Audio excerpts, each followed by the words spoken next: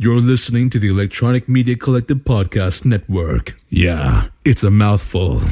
For more great shows like the one you're about to enjoy, visit electronicmediacollective.com. And now, our feature presentation. Hey there, listener. This is Randall Sylvie from the Grawlix podcast, and what you're about to hear is a replay of one of our live episodes. That's right, Grawlix Nights, which is basically just what we call Grawlix Podcast Live.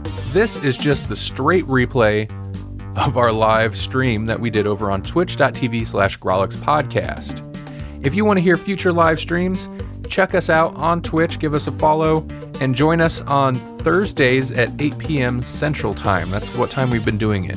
If we change it, we'll let you know on social media, so be sure to hit us up on Twitter at Grawlix Podcast or on Facebook, facebook.com/Grawlix Podcast. And if you want to check out a regular episode, one of our nicely edited episodes, you can find the Grawlix Podcast or Grawlix Cinematic Universe on Apple Podcasts, Stitcher, Spotify, wherever you listen to podcasts, or go to grawlixpodcast.com. Thanks for hearing out my little speed pimpage. Now to the show.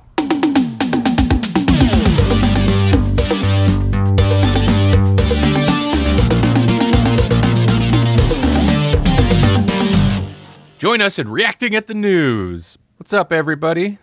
Hey! All right, I can't look at that It's window. Thursday night. It's time to party. That window is distracting. I have to look at this window. All right. Thursday is when people party. Thursday. Right? Welcome to Grawlix Nights. Just right off the top, this programming is not intended for children. And if it appeals to them, it's not. Go away. Go away. Nope. I don't care if it appeals to you. It's not made for you. Nope. Title card says nope. No children. This is not for you. We're going to talk about taxes and political thrillers and no trigonometry. Zero. Yep. Math that you don't do yet. Right. Not allowed to do that math. In the chat. That seems like a weird flex. That's a weird flex. Why are we what? Also, off the top, in the chat, hey, if we're out of sync, let us know. I'm talking to you, Paul, because I see that we've got one monster moose of a Paul in chat. You're Grawlix, right? Rainbow glasses. Are those actual prescription? Those are actual prescription glasses. Yeah, I spent money on this. Are those your? It was a good. Are those your everydayers? What happened to the purple rims? No, but no, I still have those. They're right here in case I get sick of them. So gotcha. Okay. Yeah. No, it's weird too because these are chunkier lenses that I'm used to. So I'll like my peripheral. I'm like, I can't see everything. Mm-hmm. Yeah. No. Even better. I put the like blue blocks. Like I put special lens. So it's UV protection because I was like, oh, why didn't I put that on the purple lenses? Because purple tint. So it could.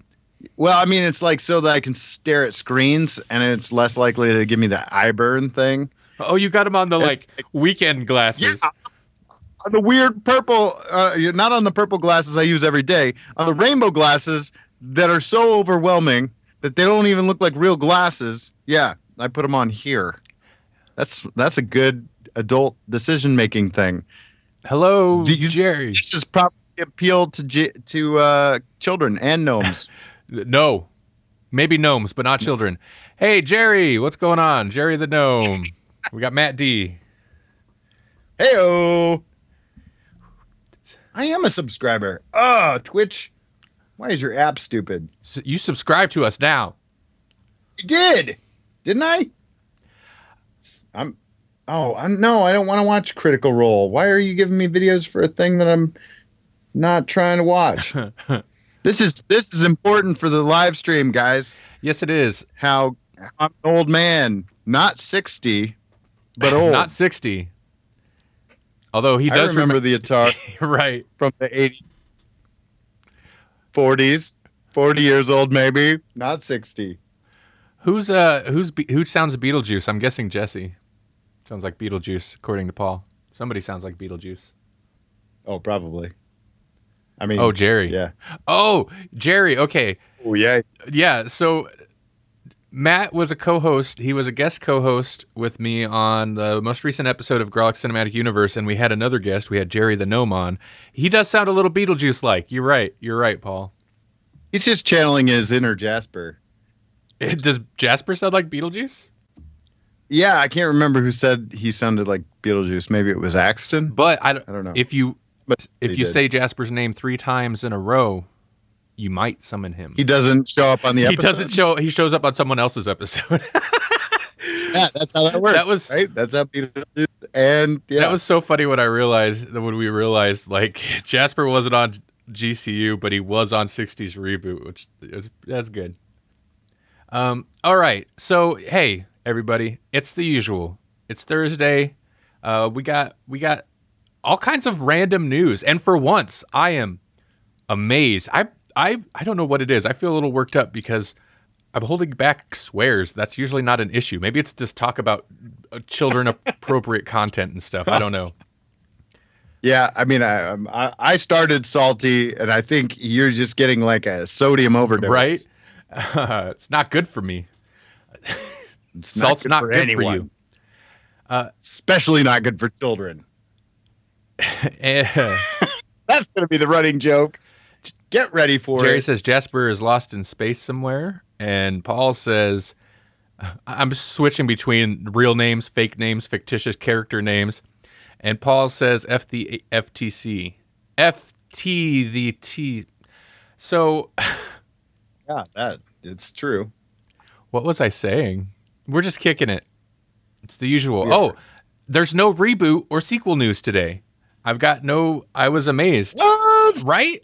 What's wrong with the world today? Nothing makes sense today. It's a lot of odds. Cats, dogs living together. Maybe it's the holidays. There's just not a lot of, like, there's a lot of news, but it's not the usual, like, here's a bunch of new movies or they're remaking this show or whatever. It's just like dealing with stuff that just happened or just came out. It is all over the place. I figure,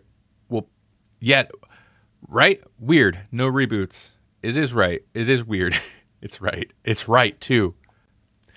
Yeah, it's extremely right. Or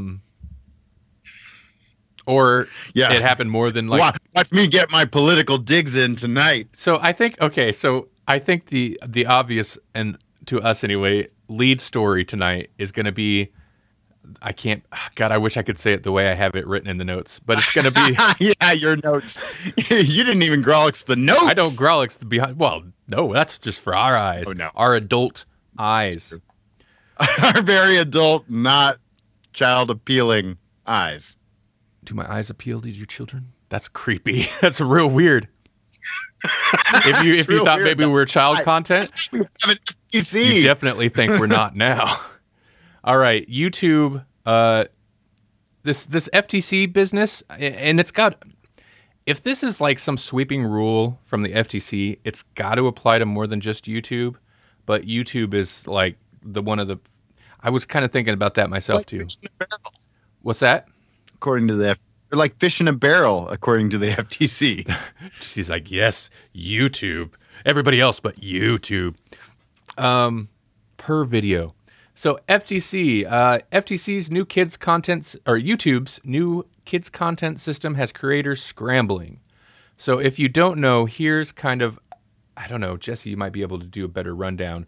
Because I have an article from The Verge here, and that doesn't actually dive into certain things that were brought up today in this YouTube video. Who is this creator? By Daryl Eves? Yeah. I don't know him. He talks about all things YouTube, mm-hmm. The good, the bad, the everything. And so, but he did a pretty good breakdown of this in that video. Yeah. So he said, the title of the video is, $42,530 fine per video. FTC is coming for YouTube creators. And, yeah, I mean, it's like a really long version of the 1, 2, Freddy's coming for you. Really 42,530 is coming for you. Okay. And it's fine. Because it's a fine. Paul, yes, that is the, I'm not Jesse, but I will answer the question. That is the one that Andrew shared. Yeah, specifically, because they had good information. I was looking for articles, and I couldn't find anything real quick that had like as straightforward information as that video had. From a father of 5, I remember that. I don't. Yeah. But Anyway, Jesse, you've got lots of thoughts on this, but basically the thing is, it's the FTC ruling. It's more about tracking children than like the actual content. So, but the whole thing is they're like, if children are watching your videos, YouTube, you can't track them like you track everyone else on YouTube because they're children. Because YouTube and it's Google, so they data mine everything. They track everything you watch for interest-based ads. That's most of the internet's monies. But you're not supposed to do that with children. So YouTube's got to deal with how it figures out what videos are for children and which aren't. And couldn't they do that on an account basis?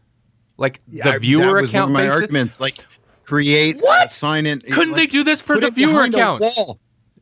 Because they don't care. The onus is We'll not get on the into that. creator to decide whether do not children are care. watching our They videos. want us to leave. Ooh. I'm going full Breitbart right now. I'm going to go full conspiracy. They don't want us there. Wow. They want to get us so they can get all their Cobra Kais. They could just be another Netflix. That's all they want. They don't want us. They're ready to delete us anyways. You're not commercially viable. I should put the unicorn hat on. Wow, man. Woo! We got Jesse going. No. You can't put the hat on over the headphones. It's amazing. I just did. I didn't think this was possible. Okay, so it just really clicked on me like, Throw a mug. you're right. Sorry, go if ahead. YouTube actually wanted to accurately handle this, it would be on an account level. And if you didn't have a Google or YouTube account, you can't watch YouTube. They're not going to do that. Yeah. But so now it's on Because it. I like the way that it's set up now. They can embed things. You don't need an account to watch a YouTube Which video. I'm fine that's all it with, would take. but Yeah. But that's all it would take to cover their Mm-hmm. own butts, Yeah. It's totally doable. It's a pain, but it's easily doable, and it would protect the content creators, but they're not interested in. I mean, that's the biggest tell in this, I think, that they are not interested in protecting the creators. yeah. They're fine with losing it.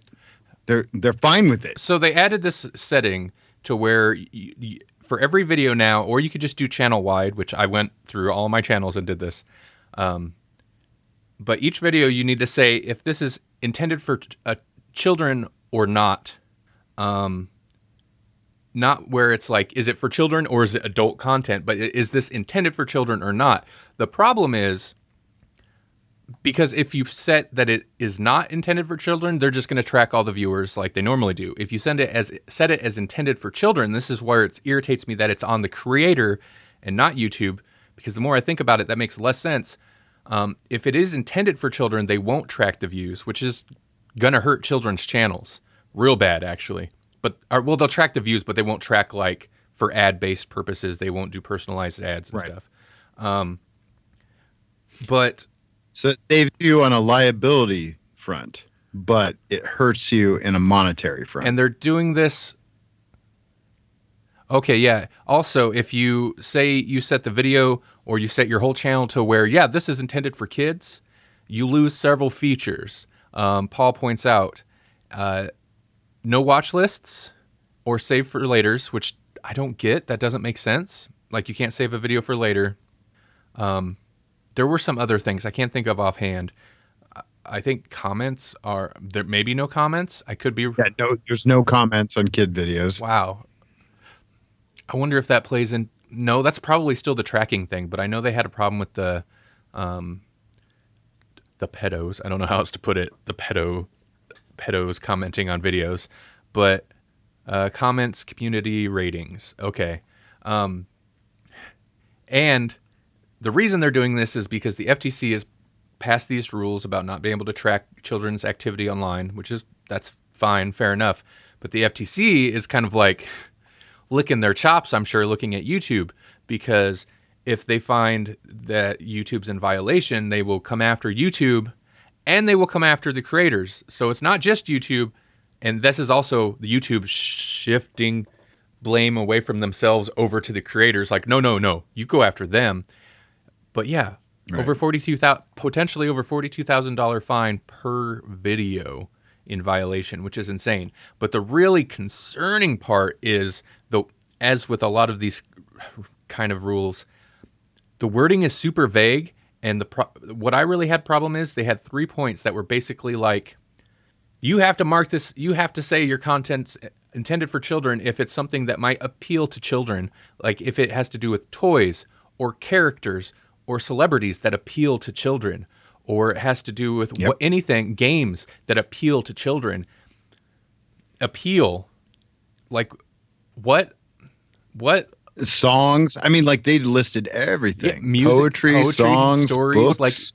Like kids like everything. You can't appeal to children. Yeah, and so then we were talking with somebody who really brought, Andrew Schmidt really brought this to, I seen his post on Facebook about it, and he's very concerned. Speaking of Andrew, we've had him on the show. We have, if you want to hear, check out the interview. It's at grawlixpodcast.com. You can look at any of the guests that we've had in the past. In our sidebar, you've got it set up where people can actually search out the guests. And check out Andrew's that they're on. Andrew's Clay Creations on Facebook and YouTube, although it might only be on YouTube till the end of the year. So check it out now. Yeah. He's concerned because he makes videos. He makes crafty videos, about crafts. He makes kind of cute looking monsters, different creations and stuff. And he's like the Bob Ross of clay monsters and stuff. Like he does Star Wars things. He mentioned that he did a SpongeBob thing, because I actually talked to him on the phone before we recorded, earlier this evening or early, late afternoon. I talked to him because we had kind of started a conversation about it on his Facebook page, because of course he's concerned about this, because like I say, he's like Bob Ross. He's creating, he's showing you a skill. It's very, here's how I do this kind of thing, which is like Bob Ross. And now Bob Ross didn't make his show for kids, but a lot of kids did watch Bob Ross's Joy of Painting because he's fascinating. It's fun to watch someone create things, whether you're actually going out and buying a bunch of knives and sculpting tools or not. These videos are not specifically intended for children, but because the subject matter is going to be fascinating to children, because creating and watching someone do something cool, like create something out of a blob of clay is fascinating. That puts him squarely in a strange gray area, and the pop culture content in particular is what takes him out of the gray area and puts him in this should be made for children, because you sculpted a magnet of SpongeBob, that's for kids. So you are creating something that's appealing to children, and we could fine you. Because what if a kid goes onto your video and comments in the comments section, because comments are on for regular, not for kid YouTube, and then that stuff is tracked by Google, hence the problem. It's a backwards, it's a backwards thing. I don't know, man. That's where, okay, a kid can't comment on a video if they don't have an account. So once again, right, this should be on an viewer account level. This is not something like that. Like Andrew's, because initially I was just like, do like I did with Grawlix. This isn't for kids. But as you laid out, that doesn't work for him, because it is for kids and adults. It's not as explicitly for kids. It can appeal to kids. That's fine, but it's not for kids. And my argument was that, like Bob Ross, it shouldn't be a problem. No. Because the content is not harmful to children in any way. But I wasn't taking into account that social aspect and that data mining aspect. Yeah. That's what I was not considering. But the content itself, the content that the creator has provided to YouTube, for free, I might add, at least until they're monetized, is harmless to children. It's family friendly. It's exactly what you would hope for in any kind of network. But then it really damages his potential, by losing the features that you would lose if he said, yeah, this is for kids. And it's not like Right. he's trying to do anything shady or shifty either way. And another thing, No. unless you're monetized, it's a little bit different. But a lot of creators, a lot of smaller YouTube creators who at this point aren't monetized because they've made it incredibly hard to be so. I don't know anyone like Right? But hence we're not live streaming to YouTube. we're not tracking the children. We don't get that data, and we don't make any profit from that Right. data. YouTube does. They track the children. Even though it's our content on there, YouTube tracks the data. They serve the ads. And in the case of smaller channels that aren't monetized, we have nothing to do with that or no access to it. It's on YouTube. But it comes down to what you were saying, Jesse. Like, and it's, I've been saying it for a while. It's like they're not interested in the you in YouTube. They haven't been for a long time. Nope. When they first unrolled that like YouTube Red, I was like, no, it's done. They're just gonna keep pushing it towards its own streaming service. And this is literally them just getting out of the way. This is their move. We're just gonna get out of the way. The FTC said this is how it is, and it's not our problem anymore. Creators, if you don't like it, I guess you'll go somewhere else. I guess you'll just have to go, and it will still not be our problem. I guess you'll have to go somewhere else that doesn't exist. Oh well. This is going to hurt YouTube though. It's not a problem. Because as Paul points out, now he said, is this all because kids make up the core viewing audiences these days? YouTube. It is going to hurt YouTube because he's right. The best performing videos are children's videos because they will just rewatch videos over and over again. So it's going to, not that there won't be ads served, they just won't be personalized. So YouTube will take a little bit of a hit. But one of the established YouTubers that I watch is Art Hub for Kids, and even before this happened, they like the last time that they kind of changed their terms of service and whatnot, kind of getting ready for this. Art Hub for Kids pulled all their 4Kids stuff off of YouTube, and now they're hosting it completely on their own website. Really? Because they've already established an audience. So their audience will just go to the website. And so everything that was going to be on YouTube was going to be for the older kids. It was going to be more your Minecraft videos. So it's like learning like how to draw Minecraft Steve or whatever, and so they do it right there in front of you. But the way that this is laid out, I anticipate that channel is going to move completely off of YouTube. Because his content is, like Andrew's, still very appealing to kids and still going to get mined. And there's just going to be older kids. I wonder about slightly. The appeals to children thing really concerns me too because, well, I have some other examples, like better examples, but I'll start with the stuff that affects us more. Not that it really will, but Grawlix is definitely not for children, but we keep it clean in case some kids wander through while we're talking, right? Right. That said, Spider-Man and anything videos are huge children's videos. Because we happen to be talking about a Spider-Man movie or something Spider-Man, will that be considered as appealing to children? If we have a whatever Spider-Man, whatever review, Spider-Verse review in our title, yeah, is that appealing to children? Bendy is not children, but it looks. But it's appealing to children. Big time. Bendy videos, is that going to be a problem? And then the Paul says YouTube introduced my son to superheroes. Was it through Spider-Man and Elsa videos? Because I hope not. Jerry the Gnome says I only use YouTube for kids for unboxing videos. Paul says yes. To the Spider-Man and Elsa? Those videos were huge and creepy. But another example is, because I've been playing a little bit of Mario Maker lately, and there are 3 Mario Maker YouTube channels, like Let's Players, where they do Twitch stuff too, but then they repost to YouTube, and I watch that because it cuts out all the boring stuff and gets to the good stuff, whatever. Edited content. Yeah. Exactly. However, One of them is a very clean, family friendly. It's Mario Maker gameplays. The other two are not at all. They're just dudes. They're just dudes playing video games, dropping F-bombs. So like, but it's Mario Maker.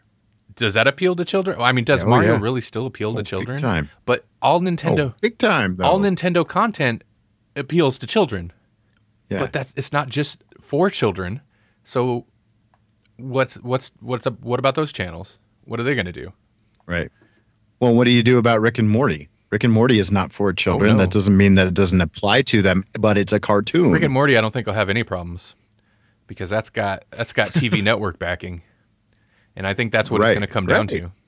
It's exactly what it's going to come down to. Because one of the arguments I made is, what about Cobra Kai? The Karate Kid movie franchise was for children. It was marketed to children. Cobra Kai is just an extension of that same universe that was originally for children. Kids like karate. It's appealing to children.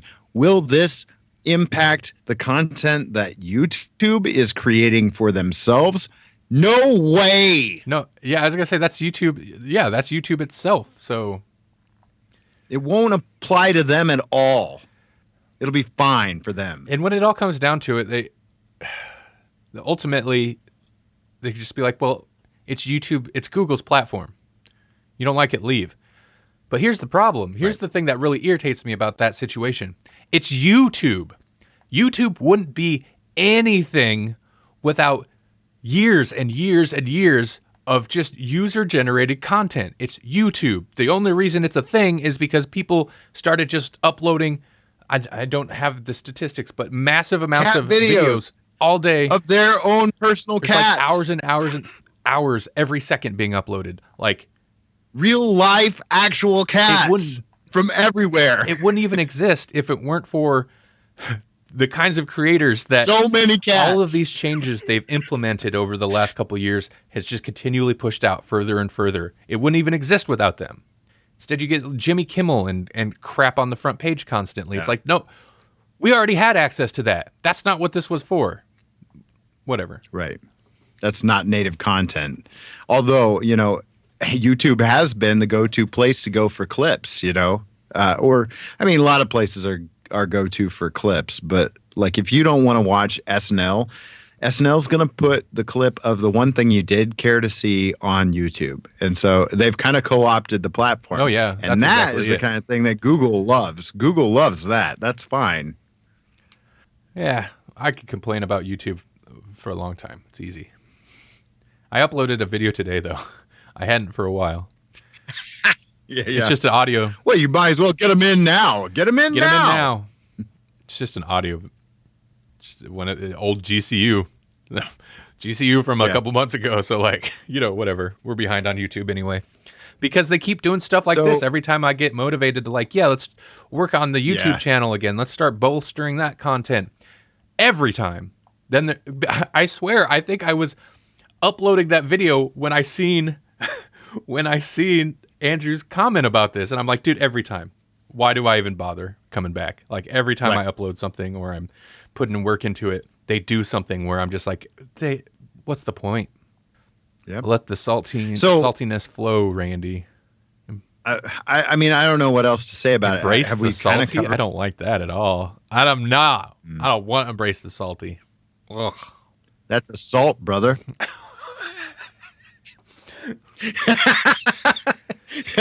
Pretty good. And so, I mean, like, we've kind of covered this topic, but I want to speculate. Like, this is clearly YouTube as we know it is almost over. So what's next? Hey, covert nerd. Like, does everybody go to Patreon now? Like, do we just start uploading our videos? Here's the problem. Where do people can't go though? Do they go to Twitch? Here's the problem with Patreon. It doesn't really work like that. You can host audio content through Patreon, but you can't host videos. If you want the free option to do that, you use YouTube as an unlisted video and post it on Patreon. That's what they suggest. So you still have to go to YouTube. So how does I wonder how unlisted videos will work on YouTube because it's still YouTube I know content, this much. But it would be behind the wall. The last time the Grawlix YouTube channel got a copyright strike, I had just uploaded it was scheduled it, and how video. YouTube handles is it makes the video private until it is scheduled to release. And somehow it got manually flagged while it was still private. I'm like, no one should even have access to that video. Yet somehow it got manually flagged before it was even published. No. So their system it scans everything. They don't care. Unlisted or not, I think it just scans everything. GC YouTube, host your own. Yeah, where does it go? Where does it TikTok. go? Does everybody go back? Does everybody go back to hosting their own stuff on a website again? I don't know. Like, do we step back? I'm over the age of 12, so I don't know exactly how TikTok works, but Grawlix TikTok channel, it's coming. We're going to split every episode into I could set it up right now. I could set it up right 30-second now. clips. That wouldn't be native. That would be exactly what, like, Jimmy Kimmel on YouTube. That's exactly what that would be. We're not creating content for TikTok. I mean, you don't want to do some karaoke, some like fast speed. I did some today. Did you? I don't mind doing that, but it's not going to drive people to our content. Our content isn't designed for it. Our content is long form. It's not native to that platform, so it's going to go. I don't know. Nobody's going to care. I don't know what platform our content's designed for. It doesn't seem to do well on any of them. But that's not for life, dude. No doubt. Speaking of, this is slightly off topic. And I hate to change it again, but man, no, I should give Twitch a while, give Twitch a chance. But man, I don't think we're getting a lot of leeway on, or a lot of making a lot of headway on Twitch. Well, do you think a lot of people will come here? Because that seems the other thing is like they'll just flee from YouTube onto Facebook videos and Twitch, and then FTC will of course follow the people. Yeah, and. They'll hit another. It'll be like targeted strikes. I wonder how we're getting YouTube now because they're in a barrel, and boom, we're gonna hit this fish in a barrel and barrels. He hates these cans. He hates these barrels. It's Facebook. I could see definitely having to address it. I'm sure Twitch will too, but I'm kind of fascinated to see how it would go down on Twitch, because I don't think everybody would migrate from YouTube. Everybody would migrate from YouTube to Twitch. Twitch isn't really set up for it. Like us doing the podcast on Twitch is kind of the furthest out non-video game gameplay video that I think seems acceptable on Twitch. And even this, I don't know if there's really an audience for it, but it's pretty much gameplay or what we're doing, talk show. So right. I don't know that the skit channels and other channels that do different kinds of I don't know. Andrew's content would probably do all right. But the other issue with Twitch is you don't have that back catalog. And maybe I'm wrong. Maybe you pay for some premium account and it'll save your old videos. But all of our videos drop off after 15 days. I know you can boost that up with a premium account, but Paul, you're ridiculous. Sorry, my dog is barking. Oh, it's fine. You did well. I didn't even hear it. Oh, good. There I heard that again. one. Yeah. Dog bark. He's salty. The stream's over. He's salty too. Facebook seems to be the closest in terms of functionality, but man, Facebook's such a mess. Their back end just continues to be a mess. Facebook, you need to get it together. It's not user friendly. Dealing with your video library and stuff and all that, it's just ugly. Half the time it won't even load. It's a mess. YouTube's not wonderful, but at least they've kind of got that down. Sometimes they're going to launch a new version soon of the back end, but they'll just call it the back end. The back end. That's a great name for a thing. Welcome to YouTube, creator. Hey, welcome to you get the back end. The back end on the internet. What are you searching for on the internet today, son? The back end. Jerry, Matt, see, exactly. You have one listener here. It's because, Matt, you're not on Facebook. You're some kind of off-the-grid guy. But you're the only one. I was thinking about it earlier. I was Matt is the only one that, it's really a benefit for us to do this on Twitch. Otherwise, I'm kind of thinking we'd almost even though we've done this before, Jesse, we've done this on Facebook multiple times, and it's always like the consent. Our thinking comes to like long form just doesn't do well on Facebook. So that's kind of why I was like, well, Twitch might be better because people are used to coming here and watching people play video games for like 4 hours on end. So long form podcast should be fine. But we have some kind of audience on Facebook. I've got some like podcast friends over there, but like other than the podcast friends, it's like random family members or coworkers who tune in for 5 seconds and bounce. Yeah, that's a big thing. It's like I think if we were to get audience members on Twitch, people come to Twitch expecting to watch videos for a little while. Yeah. So I don't know. And that's I wish Livecast wasn't so janky because it's the only one for long form audio content. It's like the only platform for it. There are no other platforms. I just wish it worked as smooth as this worked. You could do HD video on this for hours and have no problem. But right. I'll read in the chat. That's it. I'm just reading it. I'm not going to say it. Okay. Wow. Dude, get off my lawn. Russians and children. Oh man, yeah. This went on for a while. Yeah. Well, I knew this was going to be a big. This is why this was our feature. That's okay. A lot of these, actually, I'm going to go ahead and cut at least one story now because I was on the fence about that one, and really, I just wanted to trash talk some lady I didn't know. So I'll do it real quick. Okay. That's assault. Let's continue the salt. All right, let's do it. Here's a story from Vulture.com. Monique sues Netflix for racial and gender discrimination. What kind of salt could Randy have on this? Probably not any salt that makes Randy look good. So here's my whole thing. I'm not saying there's not. Like, the whole thing is, so she's suing Netflix because they'd offered her whatever. She's an actress and actor and comedian. And she was going to do, like, they offered her to do a special, but they kind of lowballed her, and in terms of like what they pay. And so she felt it was like a racial and gender pay gap type discrimination, if that makes sense. Sure. By the way, Covert Nerd, I'm sorry. I meant to say hi. I seen your comment when you first jumped in here the other day. Hi. Not the other day, like 15 minutes ago. This is what happens on the live shows. We don't understand time travel. Blinkatron, how many all over. years have we been doing this live stream? Hey, since we're talking about Covert Nerd, we've both been on that show for a little while here. Hey, you want to hear me and Jesse separately on a different podcast? Check out the last 2 episodes of Covert Nerd. I love it. It was the last 2, right? Covertnerd.net. Yes, I believe that's the website off the top of my head. Too, but let me double check. While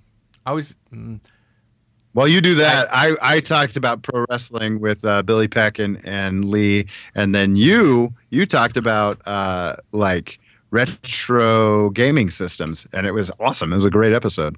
You guys talked about some deep dives I'd never even heard of. Wait, what's going on here? Proceed. No, not covertnerd.net.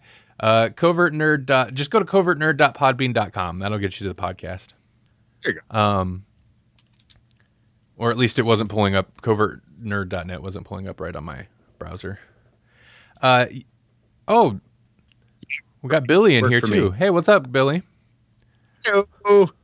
What's that little hat mean? Yeah, that's how we roll. Billy has Twitch Prime. I get. Billy, you probably know all about Twitch. That's amazing. Okay. Anyway, yeah. So you were on to talk about wrestling, and then we talked about video game consoles. Maybe not old enough that would make us 60 years old, Paul. But we did, dude. I thought I had an obscure pick. One of mine was the Atari 7200. I was like, nobody talks. Well, people know about it, but nobody talks about the 7200. It's always about the 2600. So I was like, yeah, I got my obscure pick. And then we did the podcast. Not only does he had that on his list as well, Lee did. The one before that, like some little Pong machine. I was like, whoa, okay, you got me beat on obscure, man. Wow. Like old school. That ran on batteries. Old You guys school got to check out console. that episode. It would be portable if you check out could that like episode. lug a tube TV around.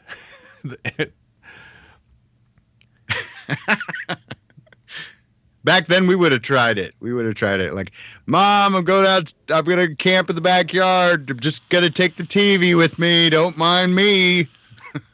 And all the C batteries ever. C batteries. Yeah. And I didn't get through all of it. I don't remember what I was doing. I got sidetracked by something, but I was listening to the episode with you on it, Jesse. It was fun. It's one of those, like, even as not like a wrestling fan, like somebody who keeps up on wrestling, I still enjoyed it because I did watch when I was younger. So you get a lot of, like, you guys talking about old school stuff. Yeah. But yeah, it was good. Neo Geo. Sorry, Jerry. Matt. No, we did not talk about the Neo Geo. We talked about systems we actually owned, and I don't think either of us had the Neo Geo. Not a whole lot of people. You did. Holy moly. Well, I mean, I think the laundromat had the Neo Geo. I think I could be wrong. I think he's referencing there was a Neo Geo home system. What?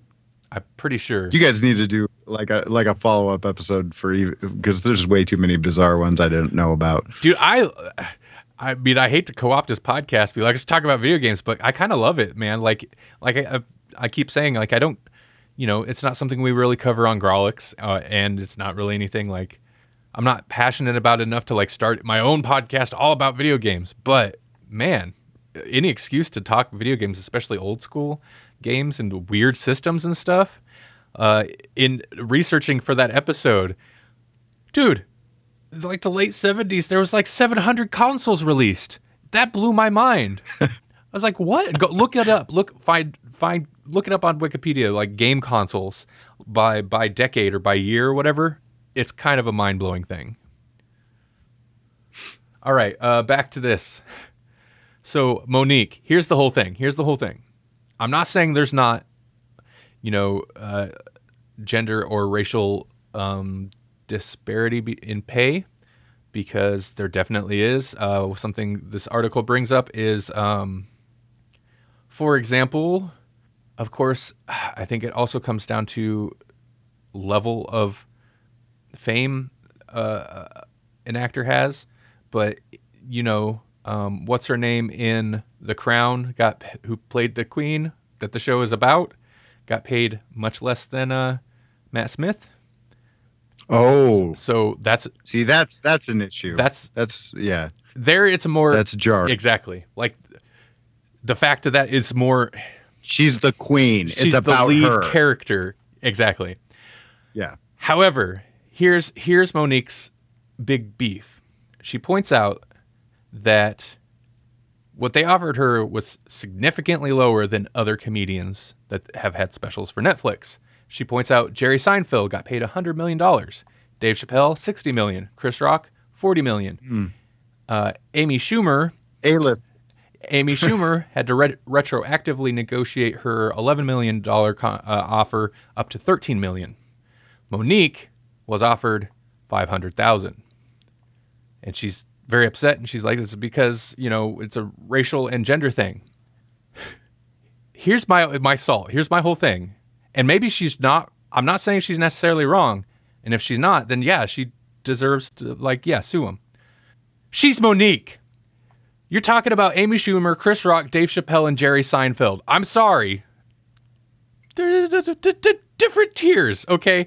Different tiers. Yeah, some are household names. Household names since the 90s. And right. You're Monique. So, okay. Billy says, I won't really be able to chat much, but if you guys hit the FTC YouTube thing. Dude, we talked about it for 40 minutes.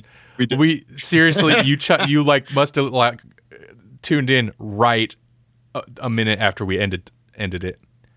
But he says you need to check out the latest Pixel Dan episode. Super informative, coming from someone who will be directly affected. Yeah, that's good. That's good.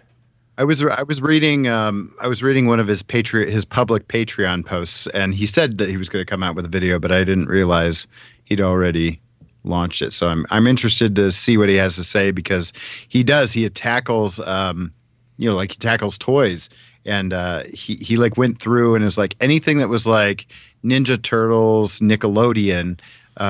Obviously he kept that as for kids, but the auto program or whatever that goes ahead and flags these things in an automated fashion,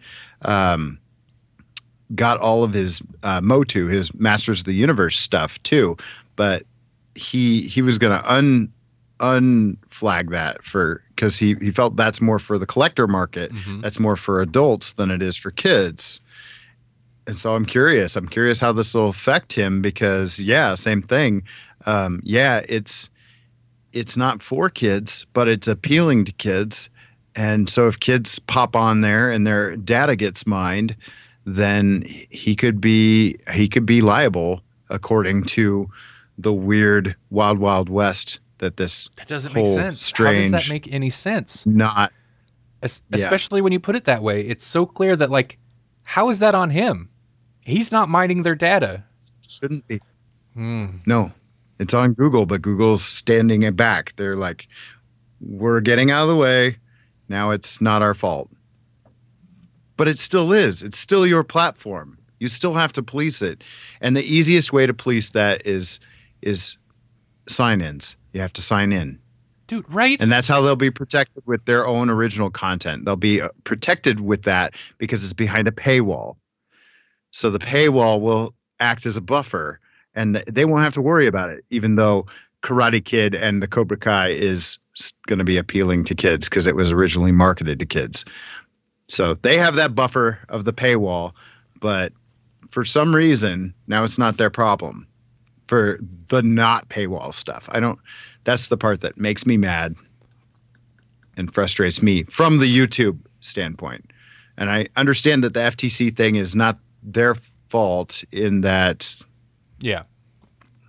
like they don't control that, and their lives would be easier if it wasn't happening at all and that they didn't get lawsuits and that kind of thing. But the way they're handling it is very clear that they don't mind losing a whole lot of content creators so that they can just transition into being YouTube Premium and being another streaming service. Sorry. I started it back up again. It's okay. I couldn't not. I just wanted to throw one more thing on this Monique story that I wasn't going to do, but I decided to do it, and we probably shouldn't have. I'm not saying there's not merit to any of the things she's saying, but if her main case rests on, like, they only offered me $500,000, that's not good. And Netflix, right. That's not a great argument, because especially if you're going to cite specifically people like Chappelle or DeGeneres or Ricky Gervais, they're huge comedians. Sorry, Monique. They're huge. What do you expect? But if you have other things, sure, yeah. I don't want to sound totally tone deaf. Like I'm speaking directly to Monique.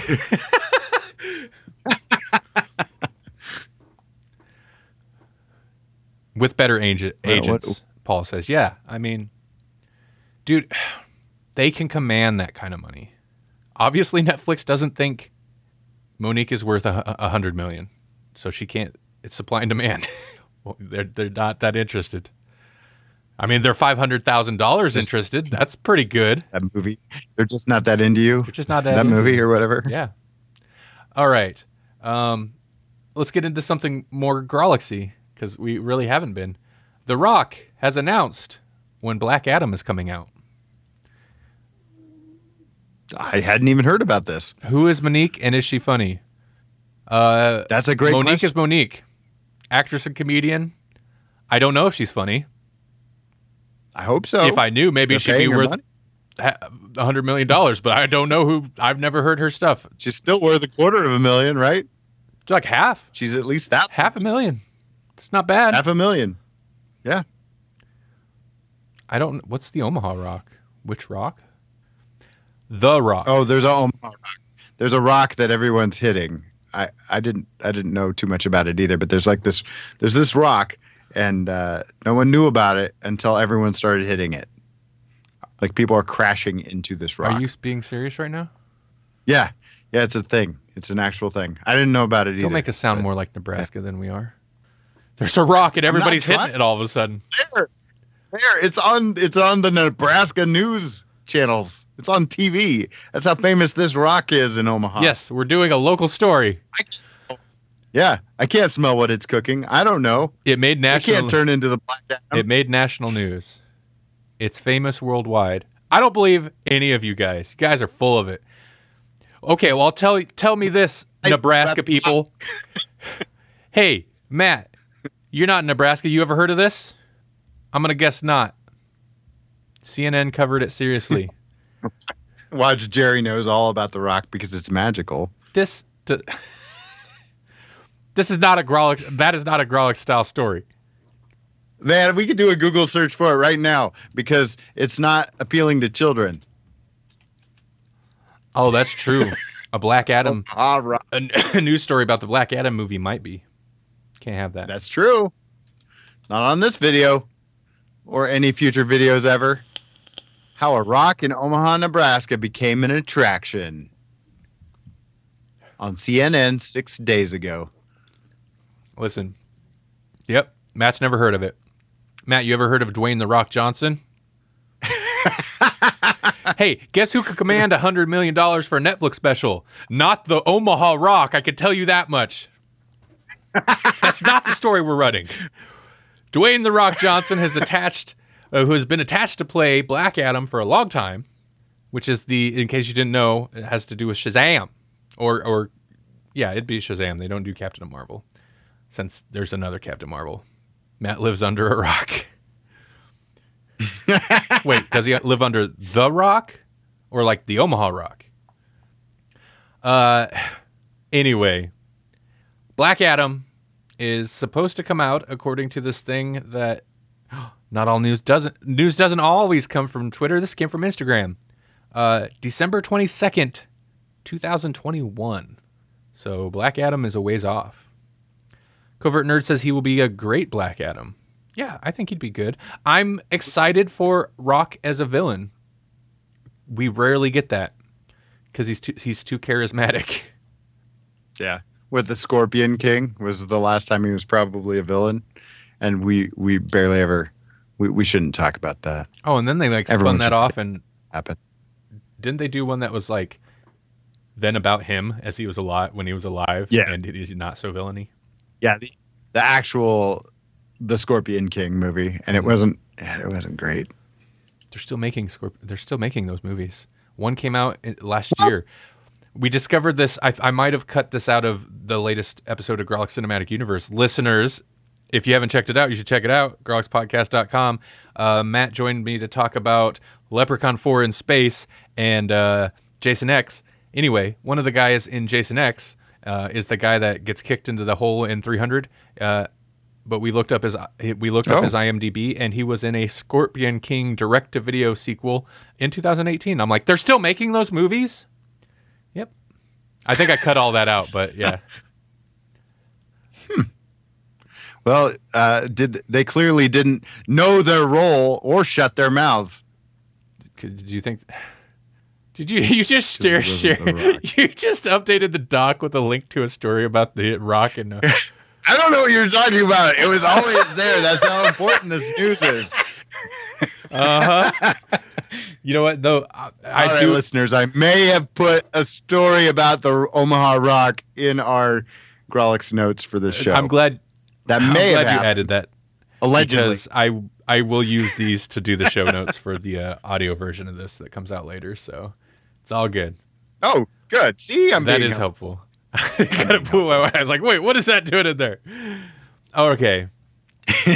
Moving on to another story that should be way quicker than it'll probably be. Dr. Sleep could lose some serious money at the box office. I hope they're not losing sleep over it. I was going to go there if you didn't. So yeah. How was that shame? You tried to hide. Yeah, Dr. Sleep's not doing as well as they'd hoped. Basically, at this point, if it hits 100 million worldwide over the course of its run, it could still be at like a 20 million loss for the studio.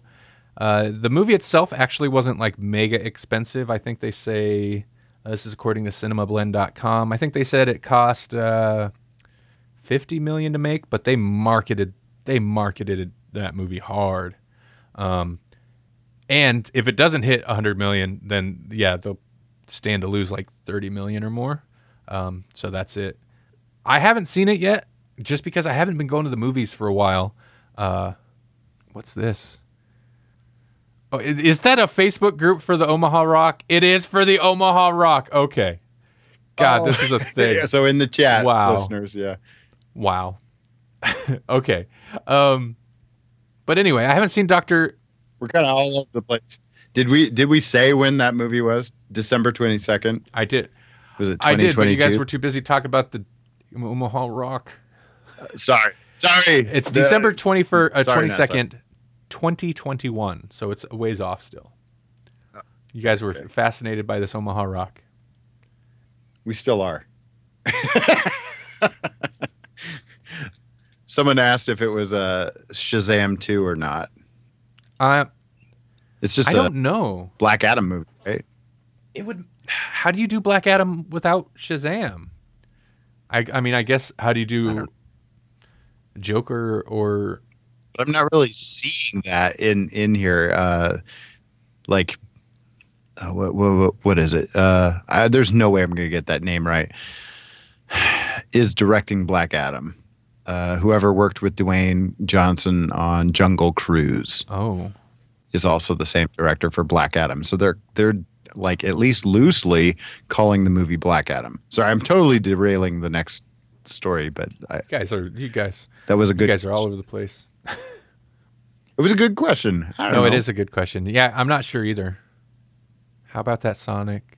Okay. What Sonic redesign? Have you seen it? Have you seen the trailer for it? It's much better. What are we talking about? For Sonic the Hedgehog? Oh, I do have... I don't know. Talking yeah, Sonic. I have that story. Wait, do I not? Oh. Yeah, no, you do. I do. I see. In fact, it's next Moose if we get past any of these other stories. Oh, what about Dr. I think our episode hit a... Where did that rock come from? Our episode just hit a rock and come to a standstill. It came from Omaha. It came to a dead stop. It came from Omaha. This damn Omaha CNN rock. tried to warn you. You wouldn't watch it. Okay. Dr. Sleep not doing good. Okay. This is why we need Melanie here. Yeah, Sonic redesign. We never talked about the Sonic thing in the first place because it's such a it was such a huge non-story. But people are right. Like the original design, it was a little weird. The insane thing is they actually they had the fully finished trailer. I'm assuming the movie was close to done, and they went through and redid Sonic through the whole movie. So this is the live-action Sonic the Hedgehog movie. We're talking about CGI Sonic. I'm sure everybody's heard of this. But yeah, they released a new trailer. I noticed a couple things that the trailer did.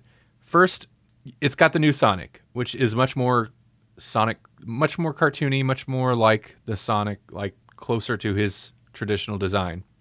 They were cyberbullied into redoing Sonic. I mean, kind of. I'm actually amazed they did it. That must have cost them some coin for sure. Or some rings? No, rings aren't really their currency in Sonic, isn't it? Is it? Anyway. It just keeps him eyeing. As long as he's got a ring. I noticed this trailer was much more Sonic friendly. It was less here's the actual story of the movie, here's this character. You get to know, is it Matt Dillon? I don't know who it is. This guy plays this cop and blah, blah, blah. Well, Cyclops, it was James Marster. Yeah, okay. Marsden. Yeah. Marsden. I wanted to make it Spike from Buffy. Because Marster. A movie company was cyberbullied. Let's let that sink in. I'll allow it. But I noticed that this trailer was much more you actually see Sonic in the Green Hill Zone or whatever it is. Sonic in a very Sonic-looking land before he comes over here. Then he's just doing Sonic flashy things. He's reading the Flash comic book and he's playing baseball by himself and it's Sonic. So I noticed it was much more obviously to please the Sonic fans specifically. which you'd think a Sonic movie would want to do anyway. Not the people who really like malts and shakes and go through drive-thrus. Not that kind of Wrong fan. Sonics. But if you do go to that Right. Sonic, watch out for that rock in the middle of the street or wherever it's at. Yeah, do. Yeah, that's legit. But basically, so the new trailer came out, and the who is it? The director? Is he the director? Jeff Fowler? Yeah. Said thank you on Twitter, because this is another Twitter story. Thank you for the last 24 hours, Sonic fans. It's been extraordinary, and there's much more to come. Question mark, question mark, question mark, question mark. Like, what's the question marks about? Anyway. Yeah. It's just a weird story. Or is there? I think it looks better, though. I mean, I agree the other one looks odd. I'm not excited for this movie. Regardless what Sonic looks like, I think this movie's going to suck, so I don't care. I had to like... It's got Jim Carrey in it. He came out of retirement for this movie. It's going to be great. Is it? No. Does Jim Carrey make a... Is that... Yeah, I was going to say, like... This is a hot take, but Jim Carrey being in a movie, it's more miss than hit, in my opinion. It's a hot take, though. Especially like... Anybody want to talk about Disney Plus stuff? Because I got a bunch of Disney Plus stories.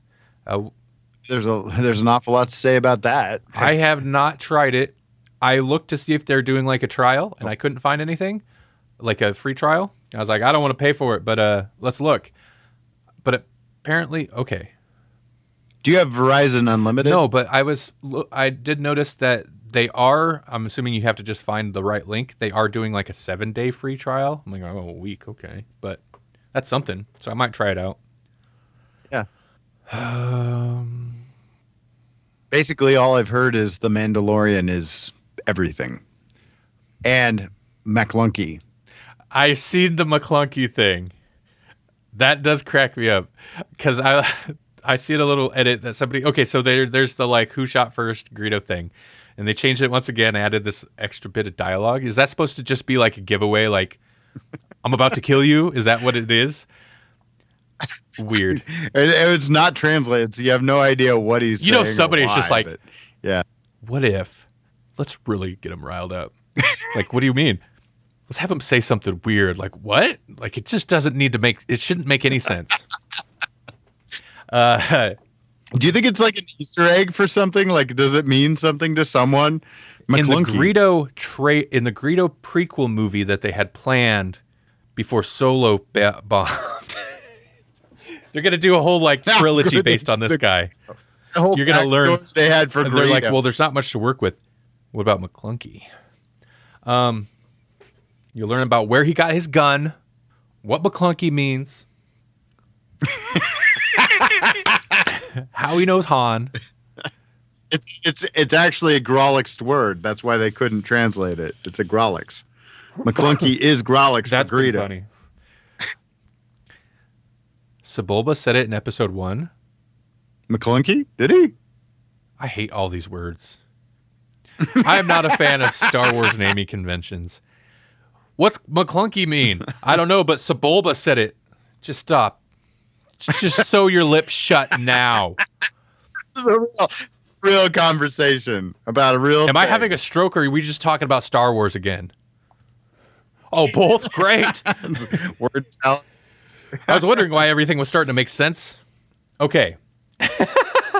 Anyway, somebody did put together a great clip where they like badly overdubbed McClunky in front of like every Star Wars major death. You know, it's got like when Obi-Wan gets cut down, he says, some guy obviously like McClunky just before he gets cut down, and Yoda, they're like, McClunky. Is that on YouTube? Because that might be appealing to children. It's very appealing to children. That's what McClunky's all about. The kids know. We don't know. We're too old. That's what it's about. Data mine that. McCoffee or Kavafi or Kavafi and McClunky. It's the same thing. Kofefi, yeah.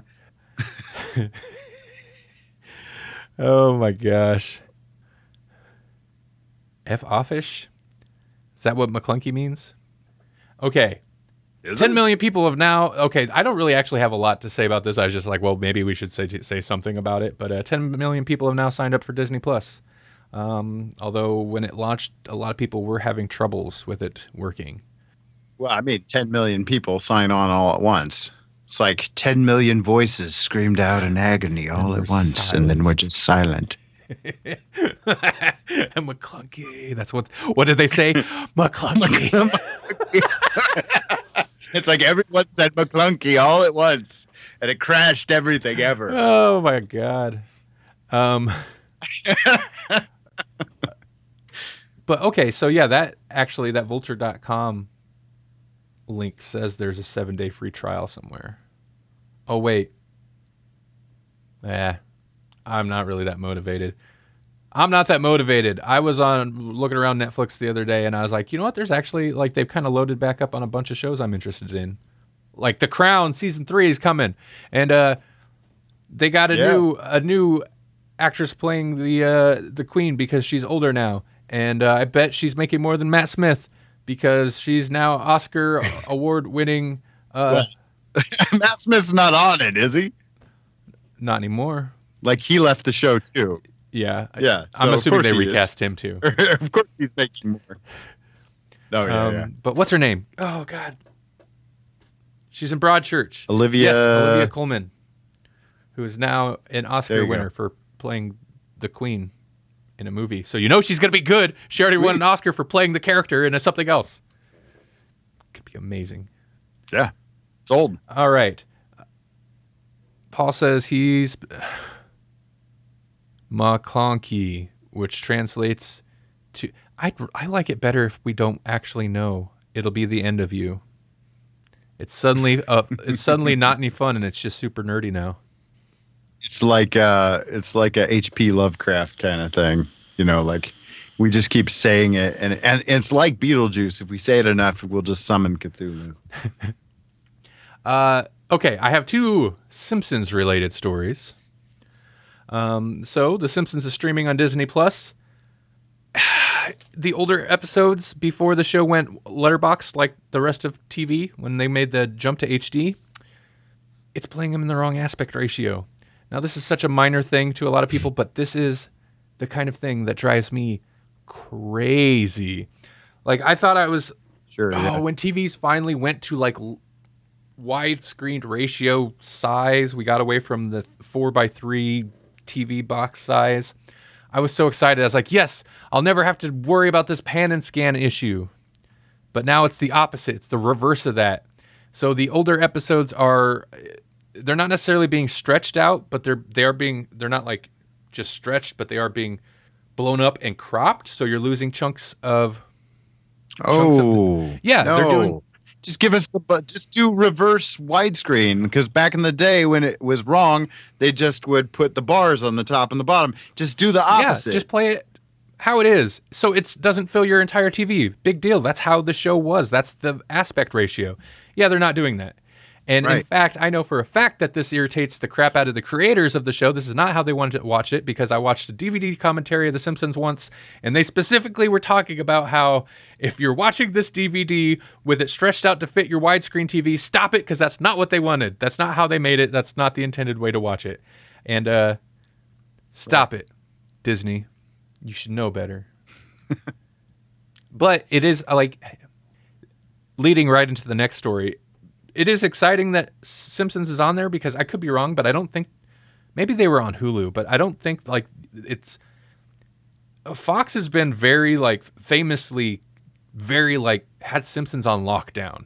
It didn't go to like other networks. Like I think CW or whatever the equivalent to that at different times has been able to do replays or reruns, but they never like pimped it out to other channels to run in syndication endlessly.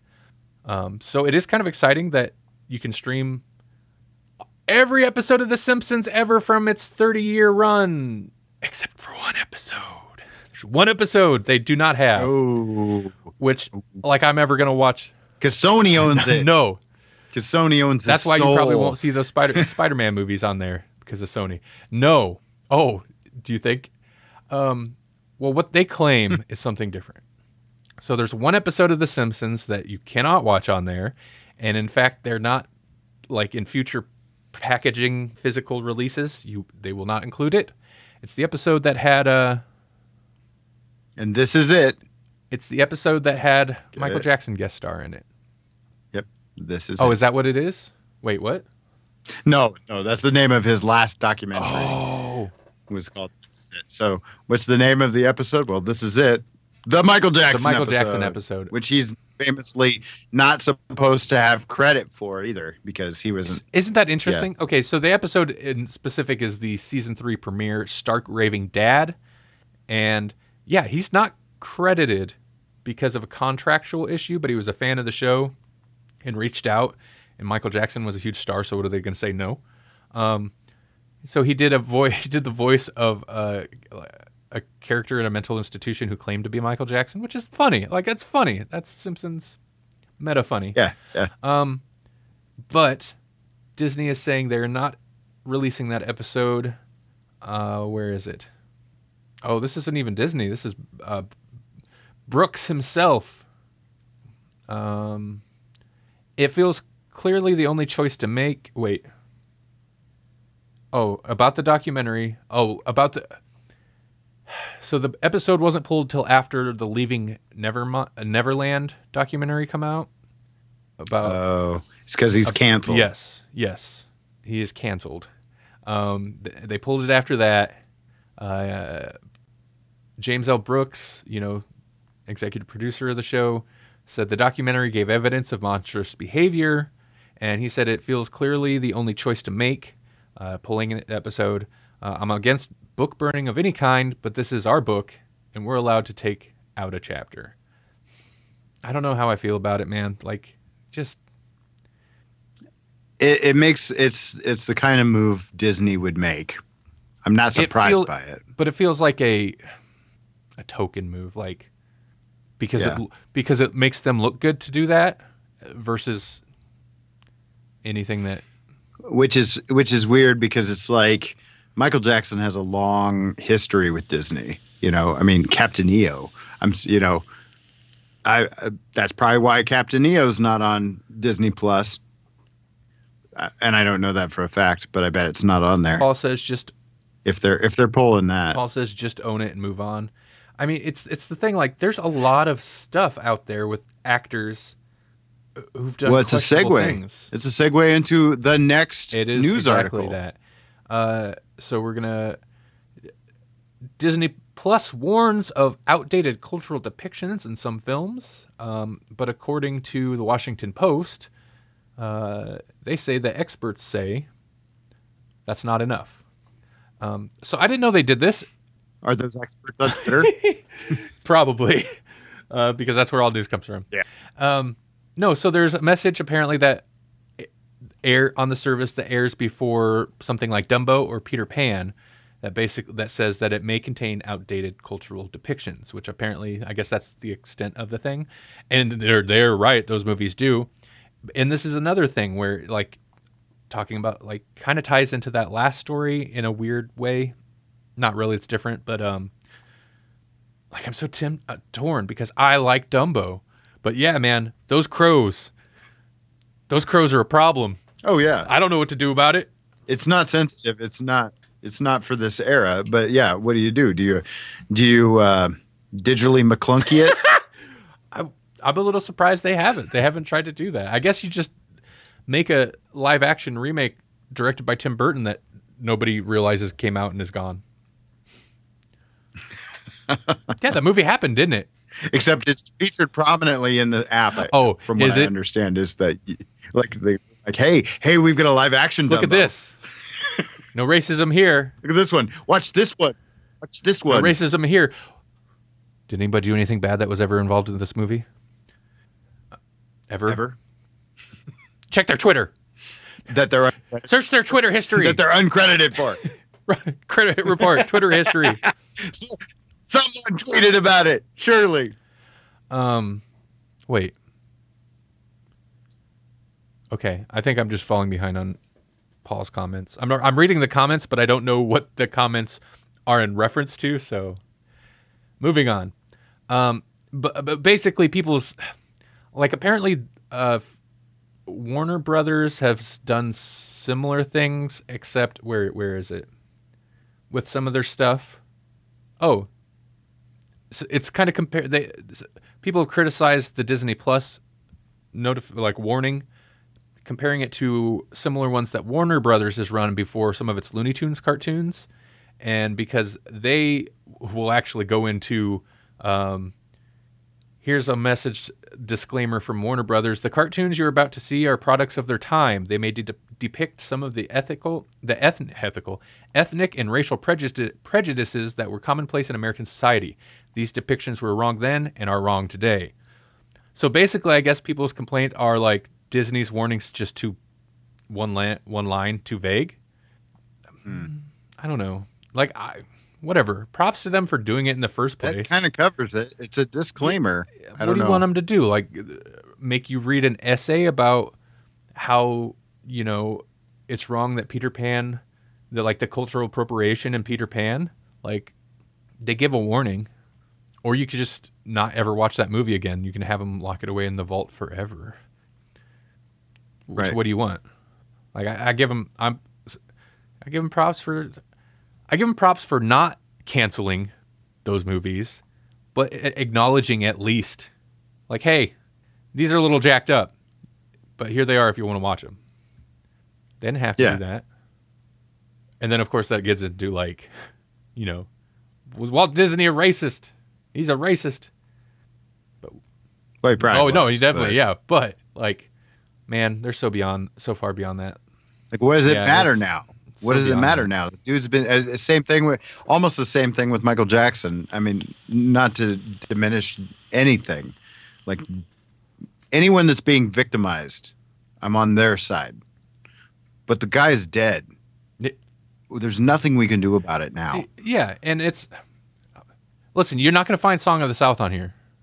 It's not like they're pulling everything. They're letting everything go on there.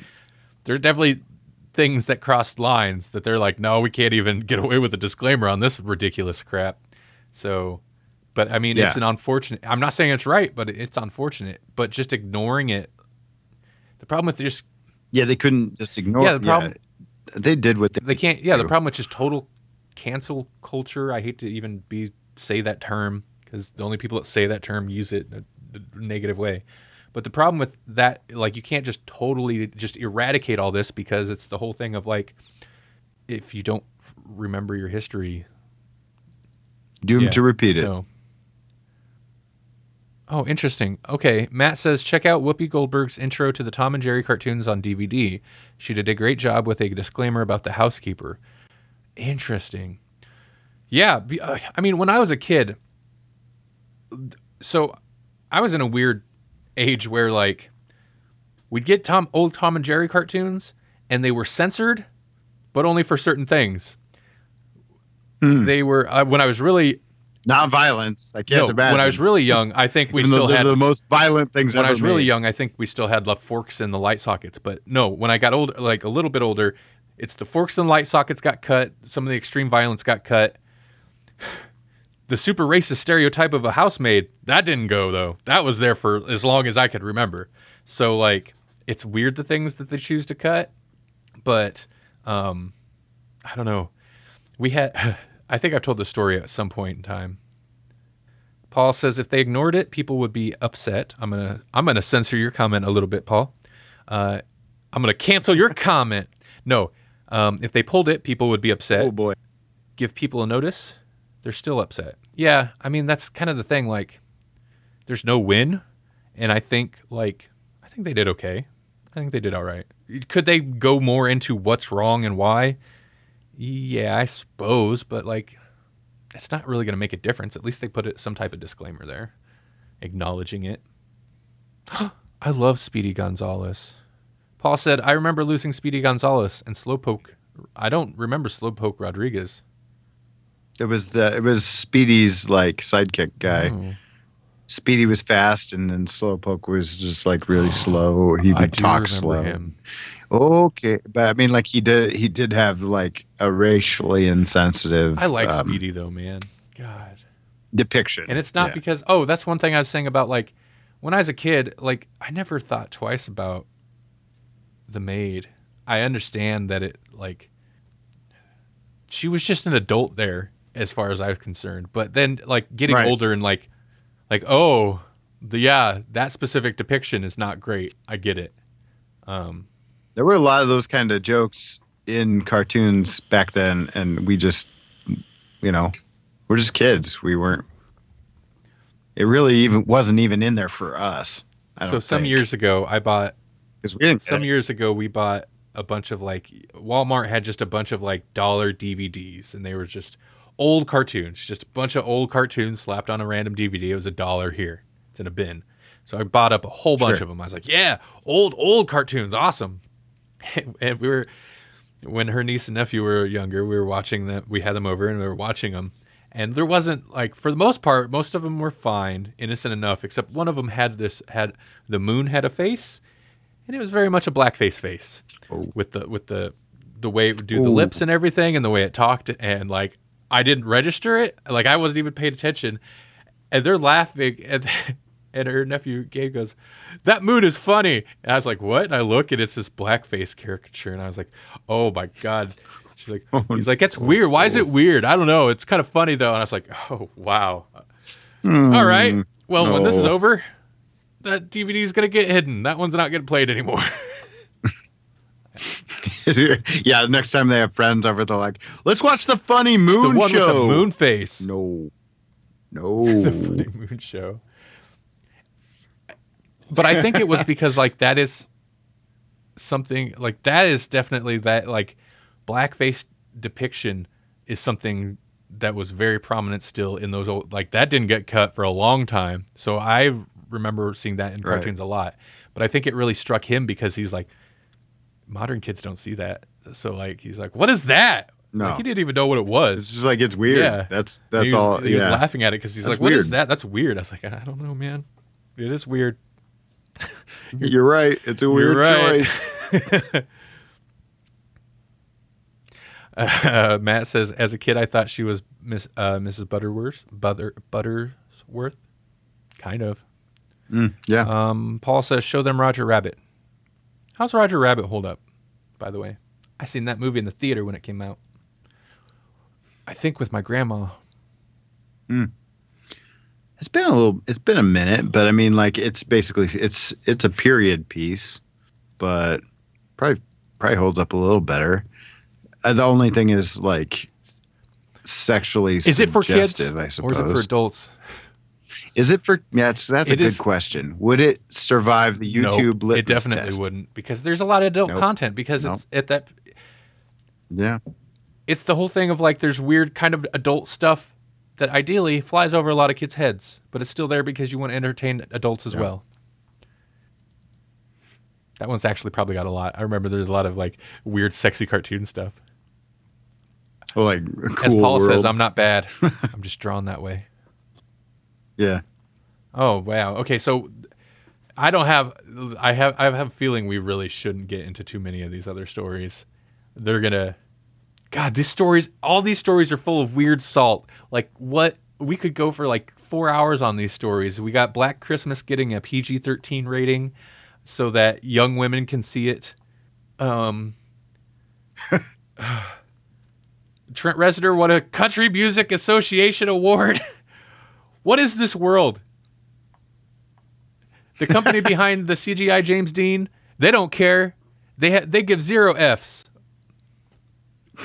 Oh man, and that was our whole last episode. Basically, that was our feature last week. That was potentially such a good follow-up. I do want to talk a little bit about that. And also, I'm guessing, Paul, you're reacting to the Trent Reznor thing. Okay, no, let's jump back to the Trent Reznor thing. Here's the deal. Yeah. Trent Reznor and Atticus Ross, who's somebody he started working with a lot. Like, this ties into TV and movie news because they've done a lot of movie scores. They've won Oscars for their movie scores. But he started working with Atticus Ross sometime in the aughts on a lot of Nine Inch Nails stuff. In fact, pretty much everything he's done since. It doesn't matter when. You guys don't care about Nine Inch Nails history, but whether or not he ought to. Anyway, so him and Atticus Ross got a Country Music Association Award for their contribution to the genre in 2019. Nin? Nine Inch Nails? Are you trolling me? Yeah. You don't know Nin. No, he's no man. You know Nin. He's showing you no mercy.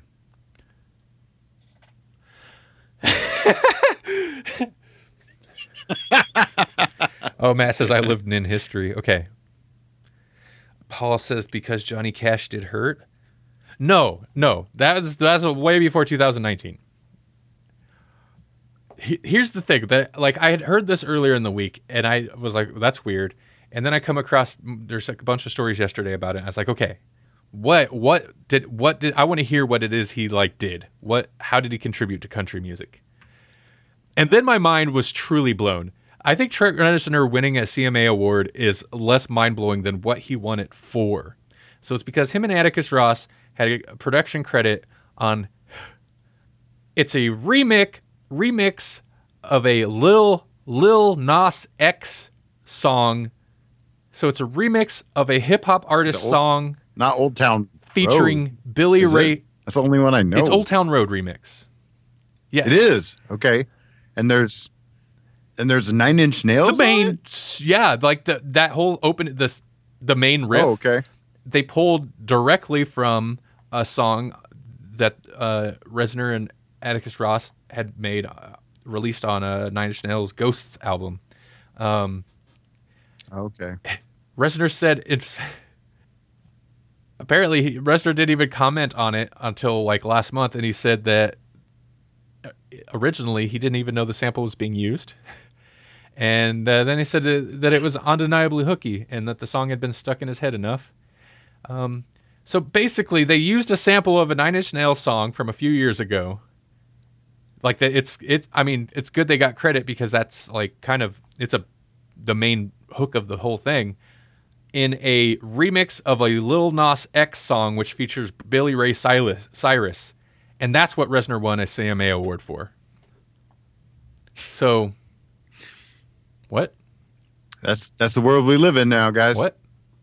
Trent Reznor won a country music award for a remix of a hip hop song that he didn't even really have involvement in. They used one of his samples. Yeah.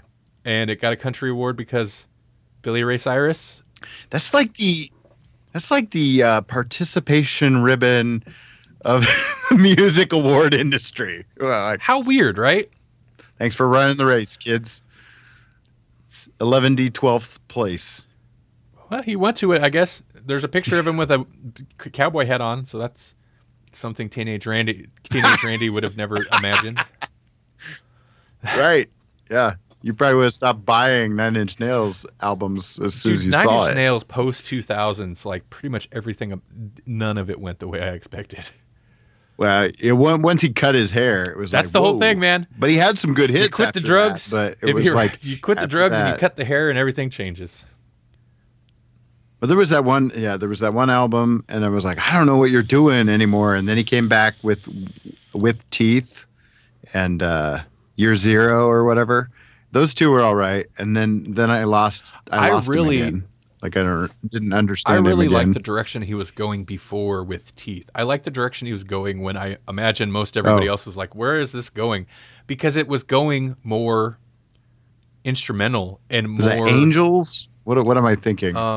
That's like a side project. Or maybe that was the Ghosts. Angels, but yeah, Ghosts maybe because Ghosts is a lot of like mostly instrumental, rather short tracks. Mm-hmm. It's like 2 CDs worth of like 3-minute long songs, just. Tons of music. Yeah. I'm pretty sure we had those, but yeah. But like it's not. And then with Teeth went more towards like dancier, lively. We could actually play this in a live show sound. And that stuff's good, but I was like, I kind of like the more instrumental stuff. But I guess that's what I have the scores for now. So best of both worlds, I suppose. Okay. Then finally, let's end this. We got to end this. So let's end this on the follow-up to the CGI James Dean story. So basically, everybody was outraged because they're like, what are you doing? You can't bring actors back from the dead in CGI and cast them in new roles. That has nothing to do with anything they've ever done.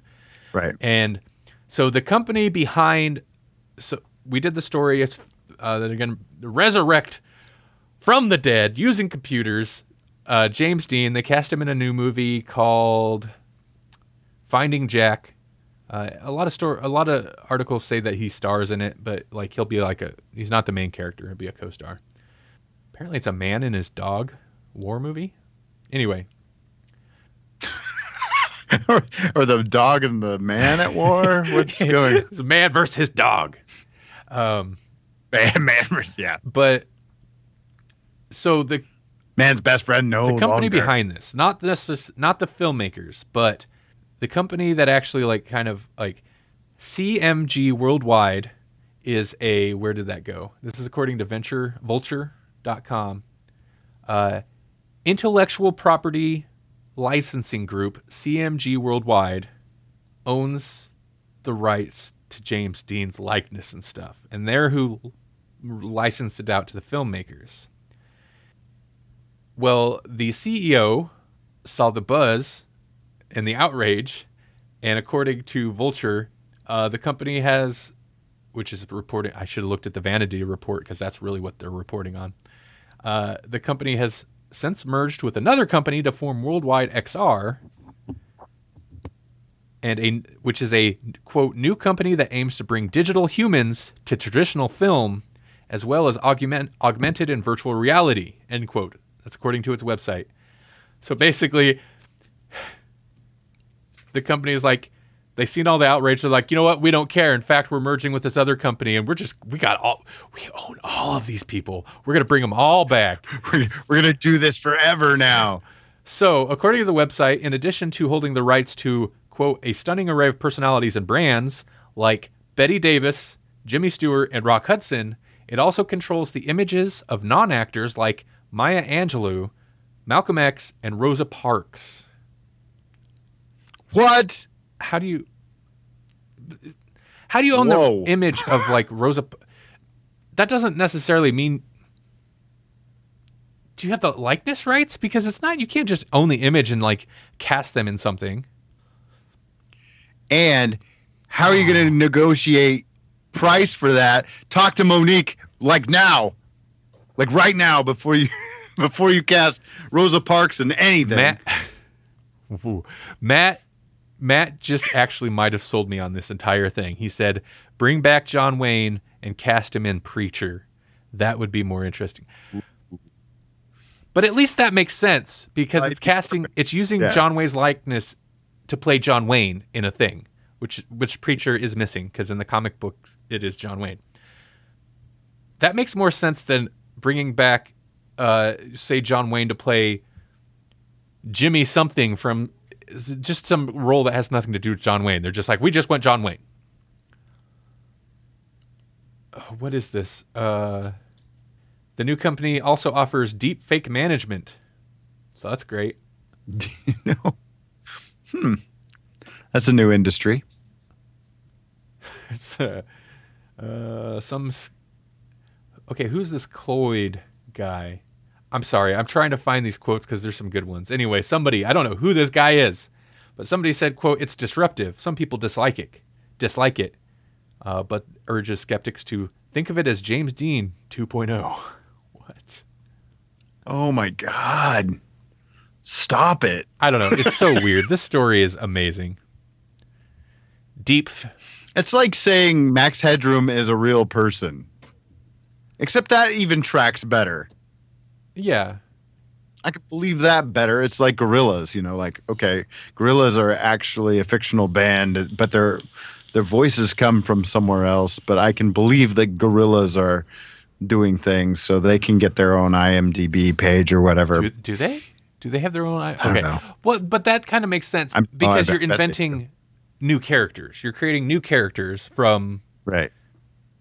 I don't know. You're not like. Yeah, you're not using the likeness of dead people who have no say. Right. That's what it comes down to. I'm so torn on it. Man, I think so Matt weird. might have sold me on this whole thing. Screw it. Bring them all back. Resurrect everybody. More Bruce Lee movies. Oh, God. We could do Green Hornet. We could actually recast. Man, where was that? We could recast Bruce Lee as Kato again in the 60s reboot of the Green Hornet. We could just recast Bruce Lee as Bruce Canceled. Lee. It's already canceled. It's canceled. No. I Over. I want to bring Bruce Lee back, to cast him in a new Green Hornet as Green Hornet and Kato. Oh, that's better.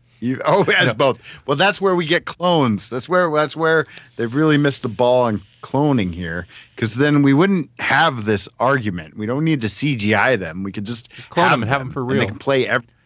I mean, then it's not Since even. they were an never issue, born, they have no rights, and they will actually, be our entertainment slaves. Yeah, it's actually James Bruce Dean. Lee versus Chuck Norris Part 2. See, at least that almost makes sense, because like that is a thing where it's like, yeah, that's already, they're adding on to a thing that already exists. Like they might not have agreed to like extend it or do a sequel, but like at least it's a thing that they initially agreed to at some point in time. Right, sure. It makes sense. Yeah. Because at a certain point, like how is, I guess you could deep fake all the porn you want if you had the intellectual property rights to these people's likenesses, but how is casting casting somebody in a movie that they never agreed to, they have no say to, they might think this script was terrible or this movie sucked, or they're like, I acted better than that. Like they have no say. How is that much different than deep faking somebody in a porn? I get where it's different specifically. I'm not gonna repeat that line, Paul. But Kung Fu series with David Carradine. Ooh, man. But then again, I'm like, just de-ageify everybody so I can have more Buffy. They're not dead. They're still alive. So just de-ageify them now while they're still alive, so it's not like super creepy. They're not going to do that. Buffy's over. It had a good ending, so whatever. Yeah. And Angel ? But not that kind of. Yes. But not that kind of canceled. Just canceled. Just regular canceled. New Buffy, you don't have to de-ageify anybody except the vampires, because they shouldn't age because they're vampires. Right. Yeah. And yes, Angel. But you need to figure out how to bring back. Angel's such a series. My favorite character, it's a show of characters I absolutely hated. The bottom of the barrel characters from Buffy, and they made some of them just the best characters in the whole Buffyverse. Like, how? Right. It's bonkers, amazing. So bonkers. They just broke my heart. They broke my heart over and Kung over. Fu recast with Bruce Lee as it should have been. Oh, that's actually pretty interesting too. All right, here's the deal. I'm a modern internet citizen, American human being. This is all morally wrong and a horrible idea until you propose it in a property that I actually want to see, and then I'm like, yeah, okay, I gotta do it. Go ahead, resurrect them all. James Dean in a war movie? No, wait, James Dean in a horror movie? Yes. In a horror movie? Now we're right back there. Are you talking about deepfakes? I said horror. Yeah, you did. Oh God. That means it's time for this episode of the show to end. Yes, it is. Let's see. We covered most of these. This one was more for Melanie. I didn't know if she'd be here or not. So I'll get rid of that story. And this was in case we didn't have enough, but what was I thinking? All right. Oh, you added The Toys That Made Us Season 3 drops on Netflix tomorrow? Is that something you added? Yeah. Okay. Toys That Made Us. It didn't really have anything to add to it other than, that's something that kids would. Oh yeah, you're right. It would appeal to them. That would appeal to them. So they can't have it on YouTube, only on Netflix. Interesting. I wonder how that's all going to turn out. I didn't mute any of my vape sounds this episode. I usually try to, because I don't edit this for the audio. Sorry, audio listeners, you get it all. Yeah. It's less appealing to kids. Let's see. We kind of already organically pimped a lot of the things that I had lined up to pimp. Check out Grawlix Cinematic Universe. Good stuff. Matt joined us. Check out 60s Reboot Podcast, emcpod.net/60s Reboot. That's 60, 60s Reboot. If you want to hear Jasper, because he's not on the recent episode of GCU, but he is on the recent episode of 60s Reboot Podcast. Real quick, you guys called him out for a pitch. I like what you guys are doing there, extending the pitches to Twitter. That was fun, dude. And I want to, of course, it's the thing. It's one of the things that, like, if I remember to do it, but that is something I want to do more, because the more I thought about it, I was like, I want to hear what kind of crazy ideas people could come up with for a Jason Leprechaun pitch. So listeners, if you check out any Grawlix Cinematic Universe episode, and we're, it doesn't even have to be a recent one, but if you're like listening and you're like, wait, no, here's what you guys should have done. Dude, hit us up on Twitter at GCU Podcast, or check out the Grawlix Podcast Facebook group, facebook.com/group/Grawlix Podcast. And, dude, hit us up with your unsolicited pitch of a movie of a double feature we've done, because, man, the pitches are so much fun. I feel bad. Some episodes we don't have a lot of time to put thought into the pitch, but the Leprechaun Jason pitches I thought were a lot of fun. I liked it so much I drew. You did, pitch, or I actually added to Jasper's pitch, because I was like, yeah, that's a good pitch, but I also want to see the Leprechaun reskinned, because he'll see how BA Jason is, and of course he'll, like, if he can have a hazmat suit out of nowhere, he could just be the Leprechaun version of Jason. He totally out of nowhere, would, because he's Looney Tunes. Yeah, he's Roger Rabbit. Well, I guess Roger Rabbit, Bugs Bunny, totally. Leprevorhees. I like that a little bit better. No, it was kind of fun because Jasper threw out just this little pitch, and I feel like Paul's edition on Twitter kind of fleshed out what because Jasper's like, they just duke it out wherever, and then Paul's was like, what that fight scene would look like. And I thought that was fun, except for an unfortunate typo that made the whole thing questionable and much more like /fic, but whatever, that was just a typo. I see what you did there. Ooh. Wait, leprosy? Ooh. It's not so good. And then, hey, as a reminder, something we probably don't promote enough, and at some point, I've been kind of busy, but I do want to talk with the other OG Grawlix people, and we need to revamp our Patreon, I think, tiers a little bit. It's pretty out of date. We started that thing years ago. I think we need to revamp it a little bit. But we're on Patreon, so hook us up. Join our other patrons, and when we do, right now the main thing is when we do pre-shows, you get those. Those are like entirely bonus episodes that don't go public, and they're much more like these live shows than they are like the normal podcasts. Yeah, so if you like these, I mean, Patreon, that's where it's at. Patreon.com/Grawlix Podcast. GRAWLIX Podcast. Wow, anything else? Covertnerd.podbean.com.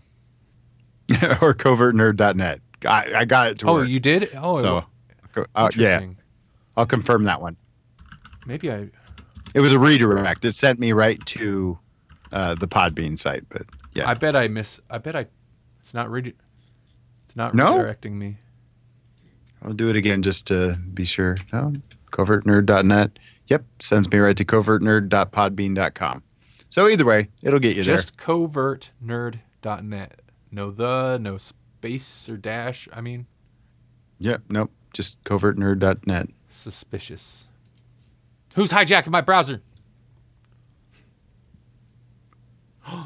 What do I think of Cenk running for Congress? Is he really? What? Okay. Whoa. I'm getting non-entertainment news. That's very exciting. Okay. Paul says Gremlins. Oh, about the website. Yeah. Okay. All right. I don't know what I... We did it. I don't know what I think. I don't know about that story yet. That's it, everybody. So, Jesse, you got anything to say before we get out of here? Just leave YouTube. They want you to anyways. Dude. That makes it just, oh God, it's just like, just quit YouTube. They don't want you there. Just quit. They don't want you there. They've made it abundantly clear. They don't care. That's it. That's all I got.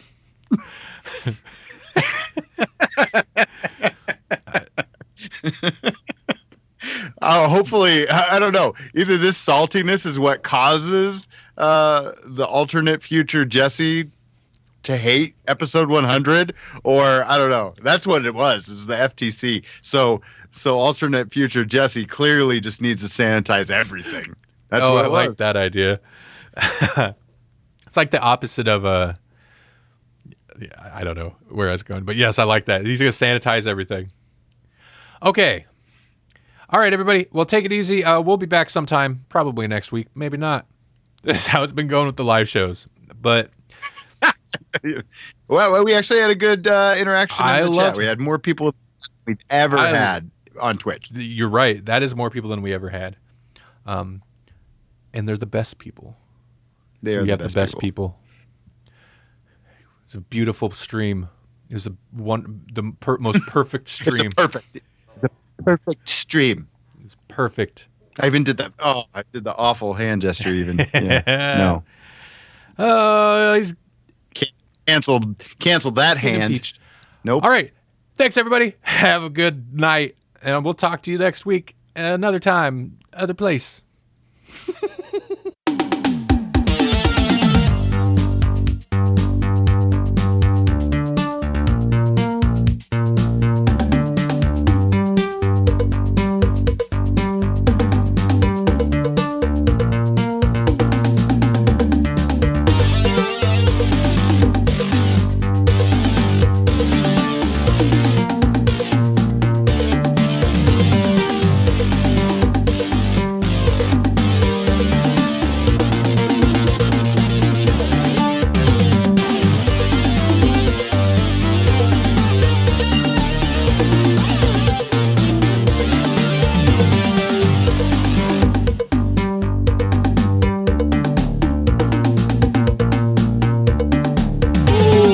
I'm going full Breitbart right now. I'm going to go full conspiracy. They don't want us there.